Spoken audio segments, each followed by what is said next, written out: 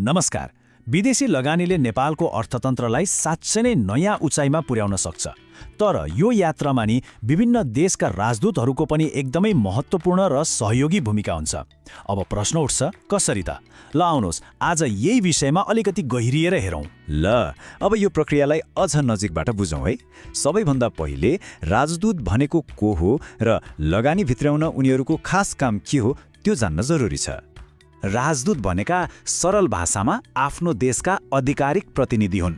उनीहरूको मुख्य काम भनेकै दुई देश बीचको सम्बन्धलाई बलियो र सुमधुर बनाउने हो।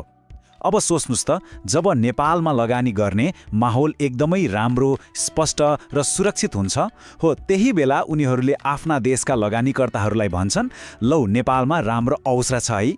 अनि त्यसपछि के हुन्छ? नेपालमा नयाँ उद्योग र रोजगारीको ढोका खुल्न थाल्छ। त्यसो भए राजदूतहरूले गर्ने सहयोग वास्तवमा कस्तो देखिन्छ त?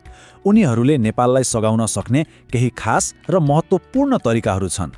उनीहरूले गर्ने सहयोगका धेरै बाटाहरू छन्। पहिलो त लगानी प्रवर्धन नै भइहाल्यो। जस्तै जलविद्युत वा आइटी जस्ता क्षेत्रमा लगानी ल्याउन उनीहरूले कम्पनी बीच सिधै भेटघाट गराइदिन्छन्। यति मात्रै होइन, नयाँ प्रविधि र ज्ञान भित्राउन पनि उनीहरूले सघाउँछन्। सोचौँ न, कृषिका लागि आधुनिक मसिनहरू ल्याउन कति सजिलो हुन्थ्यो होला। अनि अर्को महत्त्वपूर्ण कुरा, हाम्रा नेपाली उत्पादनहरूलाई अन्तर्राष्ट्रिय बजारसम्म पुर्याउने र सरकार अनि लगानीकर्ता बीच पुलको काम गरेर विश्वास बढाउने। र पक्कै पनि नेपालको पर्यटन प्रवर्धन गर्ने र हरित ऊर्जा जस्ता दिगो परियोजनाहरूमा लगानी ल्याउन पनि उनीहरूको भूमिका एकदमै अहम हुन्छ।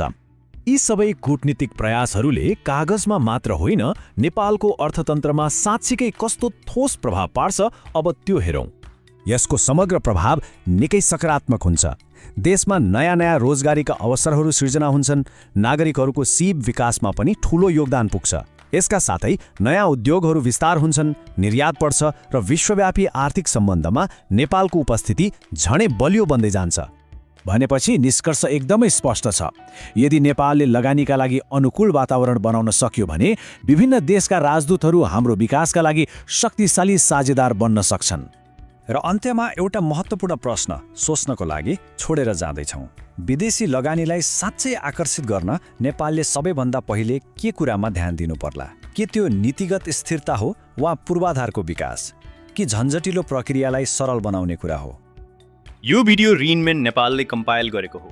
हामीले सुरु गरेका छौँ डिजिटली, इकोनोमिकली र सोशली विश्वस्तरीय नेपालको पुनःकल्पना र पुनर्निर्माण गर्ने अभियान। हामीसँग जोडिन नबिर्सनु होला। धन्यवाद।